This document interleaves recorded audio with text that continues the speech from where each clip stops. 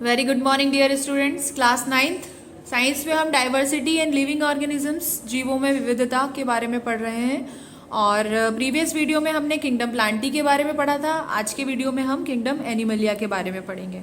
तो हम स्टार्ट करते हैं और इसके लिए आप आपकी टेक्स्ट बुक का पेज नंबर 89 ओपन कीजिए। एनिमलिया में ऐसे ऑर्गेनिजम्स आते हैं जो कि यूकैरियोटिक होते हैं। यूकैरियोटिक ऐसे यूकैरियोटिक जो कि मल्टी सेल्यूलर्स होते हैं। ये डिफरेंट टाइप्स की इनमें सेल्स पाई जाती है, मल्टी सेल्स पाई जाती है, इसीलिए इन्हें मल्टी सेल्यूलर ऑर्गेनिजम्स भी कहते हैं। और ये हेट्रोट्रॉपिक होते हैं। हेट्रोट्रॉपिक का मतलब होता है कि इनमें मोड ऑफ जो न्यूट्रिशन है वो हेट्रोट्रॉपिक होता है या हेट्रोट्रॉपिज्म इसमें इनमें पाया जाता है। और ये अपने फूड के लिए जो है प्लांट प्रोडक्ट्स पे या दूसरे एनिमल्स पर डिपेंडेंट रहते हैं। और इनकी जो सेल्स होती है उनमें सेल वॉल्स नहीं पाई जाती, क्योंकि सेल वॉल्स जो है हमने पढ़ा था ऐसे मल्टी सेल्यूलर ऑर्गेनिजम्स में पाई जाती है जो कि प्लांट है। तो किंगडम प्लांटी में जो आते हैं उनमें सेल वॉल्स पाई जाती है, और लेकिन उनमें जो मोड ऑफ न्यूट्रिशन होता है वो ऑटोट्रॉपिक होता है, और वो भी मल्टी सेल्यूलर ऑर्गेनिजम्स होते हैं। तो आप उन्हें डिफ्रेंशिएट कर सकते हो किंगडम प्लांटी और किंगडम एनिमलिया को इस बेस पर। ये जो है इनके कैरेक्टर्स हैं, कैरेक्टरिस्टिक फीचर्स हैं, और इस बेस पर हम इन्हें डिस्टिंग्विश कर सकते हैं। ठीक है, कुछ एनिमल्स होते हैं जो कि बहुत ही छोटे होते हैं, है ना। और इनका जो फर्दर क्लासिफिकेशन किया गया उनके बॉडी डिज़ाइन के बेस पर किया गया है। तो पहला जो ग्रुप है इसमें पॉरीफेरा है। पॉरीफेरा मतलब आप समझते हो पोर्स होते हैं, जिसमें पोर्स यानी छेद होते हैं। और पॉरीफेरा का मतलब होता है जिसमें ये पोर बियरिंग होते हैं। पोर्स बियरिंग जो एनिमल्स हैं वो पॉरीफेरा होते हैं, और इनमें होल्स पाए जाते हैं। पोर का मतलब होता है छेद या होल।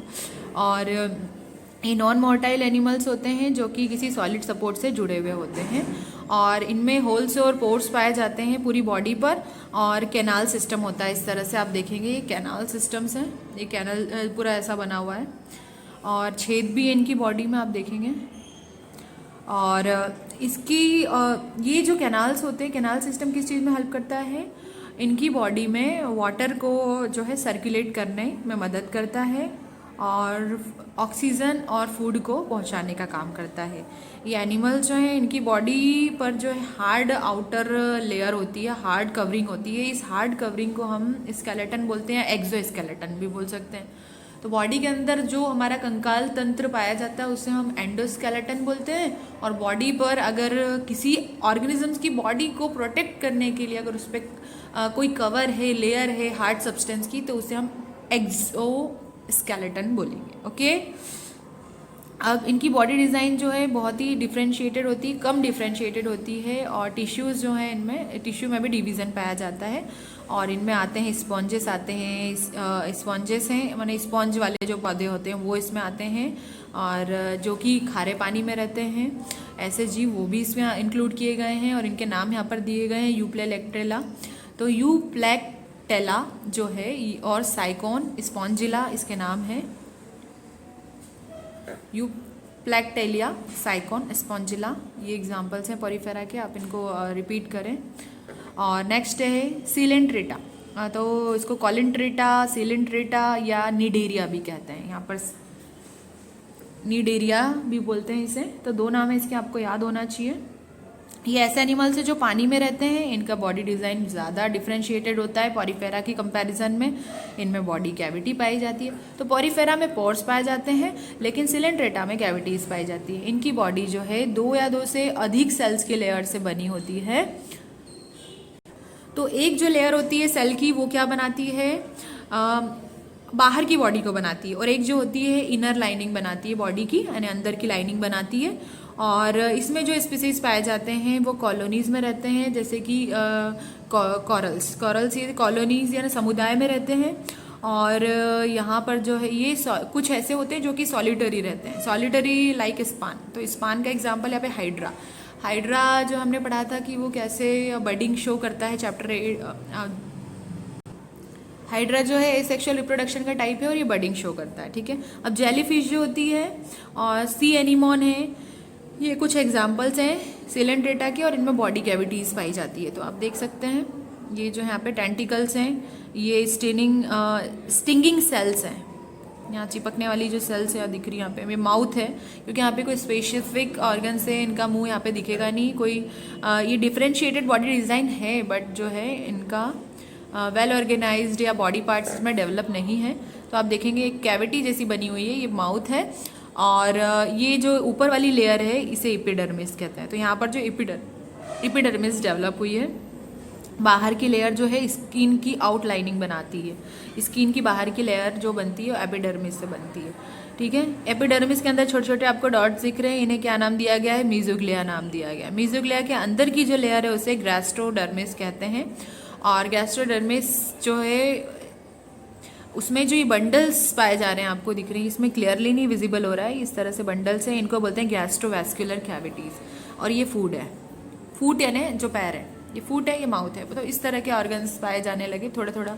मतलब जो है ह्यूमन बॉडी डेवलप होने से पहले कई ऐसे जीव जो हैं अर्थ की सरफेस पर पाए जाते थे, और उनका बॉडी डिज़ाइन जो है काफ़ी बेहद एक दूसरे से डिफ्रेंशिएटेड है।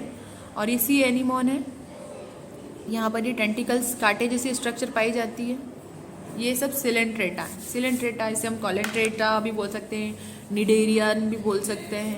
अब नेक्स्ट है प्लेटीहेल्मिन्स। तो प्लेटीहेल्मिन्स जो हैं, प्लेट मतलब जो है जिनकी बॉडी जो है चपटी होती है, ठीक है। और ऐसे एनिमल्स जो कि इस ग्रुप में पाए जाते हैं, ग्रुप प्लेटीहेल्मिन से पाए जाते हैं, उनका बॉडी डिज़ाइन कॉम्प्लेक्स होता है और दो या दो से अधिक ग्रुप में बटा होता है। इनकी बॉडी जो होती है बाइलेटरल सिमेट्रिकल होती है। और अगर देखा जाए बाइलेटरल सिमेट्री का अर्थ होता है कि जो बॉडी है इनकी वो लेफ्ट और राइट दोनों साइड में जो है सेम डिज़ाइन पाई जाती है। तो बॉडी का जो आधा लेफ्ट और राइट पार्ट जो होता है वो क्या होता है, वहाँ पर सेम डिज़ाइन पाई जाती है। और 3 लेयर ऑफ सेल्स इसमें पाई जाती है, और जो कि डिफ्रेंशिएटेड टिश्यूज़ से बनी होती है। 3 लेयर्स पाई जाती है और वो डिफ्रेंशिएटेड अलग अलग टिश्यूज से बनी होती है। और ये इस एनिमल्स ये जो टिश्यूज़ वाली प्रॉपर्टी होती है ये इन एनिमल्स को ट्राइपोलोब्लास्टिक बनाती है। और ये जो है बॉडी की बाहर और अंदर की जो लाइनिंग होती है उसको ऑर्गन्स की तरह बनाती है, या ये ऑर्गन की तरह काम करते हैं इनकी वजह से। और कुछ जगह पे टिश्यू फॉर्मेशन होता है जैसे, और इनमें कोई भी इंटरनल यानी ट्रू इंटरनल बॉडी कैविटी और क्लोएम नहीं पाई जाती है। ये कैविटी और सिलोम है, इसको सिलोम पढ़ेंगे। और कोई भी ट्रू इंटरनल बॉडी कैविटी या सिलोम नहीं पाई जाती। जैसे कि बॉडी कैविटी, हमने बॉडी कैविटी के बारे में किस में पढ़ा है? बॉडी कैविटी के बारे में हमने सिलेंट्रेटा में पढ़ा है, और इनमें कैविटी पाई जाती है तो ये सिलेंट्रेट्स हैं। और अगर इनमें पोर्स पाए जाते हैं तो पोरीफेरा हैं, और ये चपटे हैं। और चपटे मतलब इनका लेफ्ट और राइट साइड जो है, आगे पीछे का जो साइड होता है बाइलेटरली होते हैं, सिमेट्रिकल होते हैं, यानी इनको हम 2 इक्वल पार्ट में बांट भी सकते हैं, ठीक है। ये 2 इक्वल पार्ट में बढ़ जाते हैं। और इनमें कोई सिलोम या कैविटीज नहीं पाई जाती है। इनकी बॉडी चपटी होती है, डॉर्सो वेंट्रली होती है। इसका मतलब होता है ये टॉप से लेके बॉटम तक डॉर्सो वेंट्रली होती है, जैसे फिश की बॉडी होती है ना, स्ट्रीमलाइंड होती है फिश की बॉडी। डॉर्सो वेंट्रली अगर देखा जाए तो आगे से चौड़ी होती है और आगे से सकड़ी होती है, पीछे से ब्रॉड होती है। और इनकी बॉडी क्या होती है, डॉर्सो वेंट्रली यानी आगे और पीछे हम देखें दोनों साइड से चपटे ही होते हैं, ठीक है।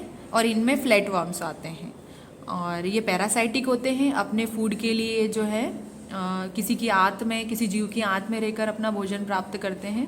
और ऐसे जीव जो किसी ऑर्गेनिजम्स की बॉडी में एज अ होस्ट रहते हैं और अपना न्यूट्रिशन लेते हैं वो पैरासाइटिक कहलाते हैं।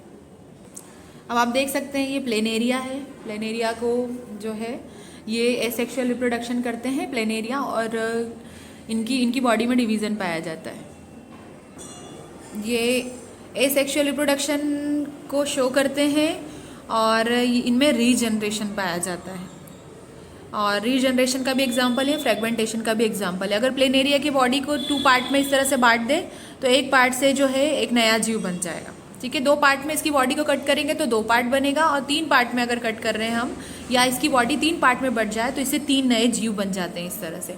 तो ये सेक्सुअल रिप्रोडक्शन है, इसके बारे में आप क्लास 10th में पढ़ेंगे।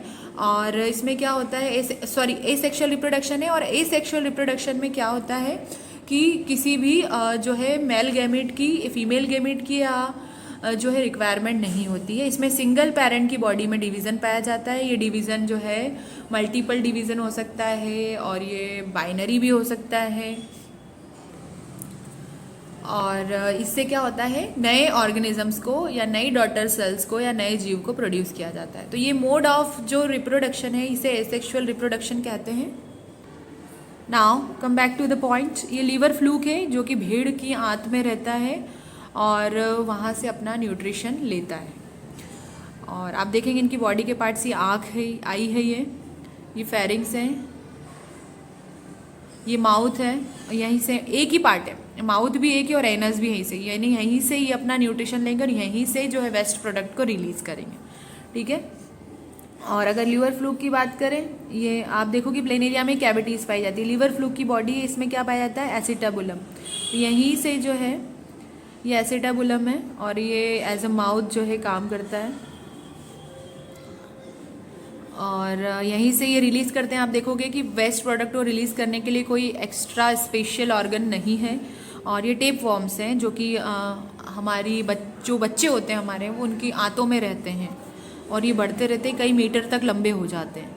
और इनमें से सकर्स पाए जाते हैं, ये इनका नेक है। सकर से क्या करते हैं, ये बच्चे जो मिट्टी खाते हैं और जो खाना खाते हैं उनका पोषण ये लेते हैं, इसलिए बच्चों में इंडाइजेशन की समस्या बनी रहती है, पेट दर्द की शिकायत रहती है बच्चों को। तो बच्चों को मिट्टी नहीं खाना चाहिए, मिट्टी में पाए जाते हैं ये। नाउ नेक्स्ट है निमेटोडा। निमेटोडा की जो बॉडी होती है, जो निमेटोड्स एनिमल्स होते हैं, इनकी बॉडी बायलेटरली सिमेट्रिकल होती है और ट्राइपोलोब्लास्टिक होती है।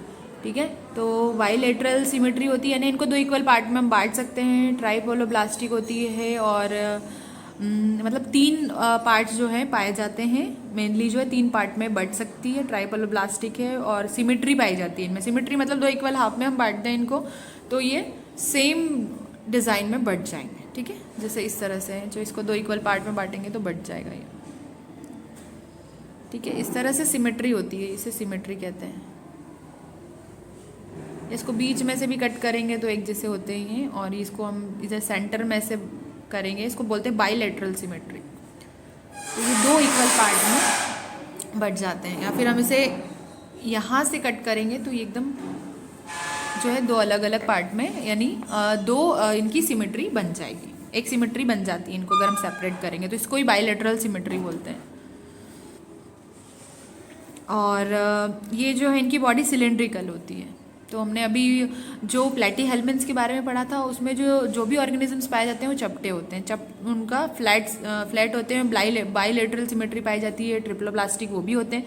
लेकिन ये जो होते हैं ये सिलेंड्रिकल होते हैं। तो चपटे तो होते हैं थोड़े, लेकिन थोड़े से सिलेंड्रिकल होते हैं, गोल, इनमें गोल, ये इनका जो बॉडी का शेप होता है वो गोल होता है, गोलाकार होता है। ठीक है, या बैलन की तरह होता है। और इनमें टिश्यूज़ पाए जाते हैं। रियल ऑर्गन्स जो होते हैं, अंग, वो नहीं पाए जाते हैं। और इनमें जो है बॉडी कैविटी और सिलोम्स पाए जाते हैं। ये पैरासाइटिक वॉर्म्स होते हैं, इनकी वजह से बीमारियां भी होती हैं। और ये ऐसे वॉर्म्स हैं जो कि एलिफेंटिसिस या हाथी पाँव रोग जो होता है, जिसमें पैर फूलता जाता है हाथ, और एक पैर भारी हो जाता है, तो इन्हें फिलेरियल वॉर्म्स भी बोलते हैं। और इन्हें निमेटोड्स ग्रुप के मेंबर्स भी बोला जाता है। और इसमें आते हैं राउंड वॉर्म्स, यानी गोल कलर के वॉर्म्स होते हैं, और हुक की तरह जो वॉर्म्स पाए जाते हैं वो इसके अंदर आते हैं। कीड़े जिसे हम बोलते हैं वो इनमें आते हैं। और ये पिक्चर में आपको दिया गया है, एस्केरिस है, इसको टीनिया सोलियम बोलते हैं। ये बच्चों के आंत में पाए जाते हैं। और ये है वाउचेरिया, ये भी पाया जाता है। तो ये ऑर्गेनिजम्स हैं, पिन वॉर्म, हुक वॉर्म, जो है अलग अलग जीवों में पाए जाते हैं। जो मिट्टी का सेवन करते हैं उनमें एस्केरिस, टीनिया सोलियम पाया जाता है। Now next is Annelida. Annelida जो है इनकी जो बॉडी होती है ये भी बायलेटरल सिमेट्रिकल और ट्राइपोलोप्लास्टिक होती है।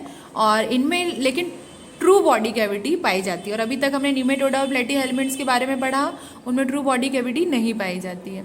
और इनमें ट्रू ऑर्गन्स को ये अलाउ करती है ट्रू बॉडी कैविटी, और जिससे बॉडी स्ट्रक्चर जो है कवर्ड रहती है और पैक्ड रहती है। और इनमें एक्सटेंसिव ऑर्गन डिफ्रेंशिएशन भी पाया जाता है, और इस डिफ्रेंशिएशन की वजह से क्या होता है, इनकी बॉडी जो है सेगमेंटल फैशन में होती है। आप देखोगे इस तरह से, ये नेरिस है, ये अर्थवॉर्म है, लीच है, लीच यानी जोंक के, ये जो है ये केचुआ है और ये जोंक है। और ये नेरिस जो आपने सेंटिपेड देखा होगा, सेंटिपेड होता है जिसे कनखजूर बोलते हैं, जिसके 100 पैर होते हैं। तो ये इस कैटेगरी में आते हैं, यानी एनिलीड्स की कैटेगरी में आते हैं। इन्हें ग्रुप एनिलिडा में रखा गया है।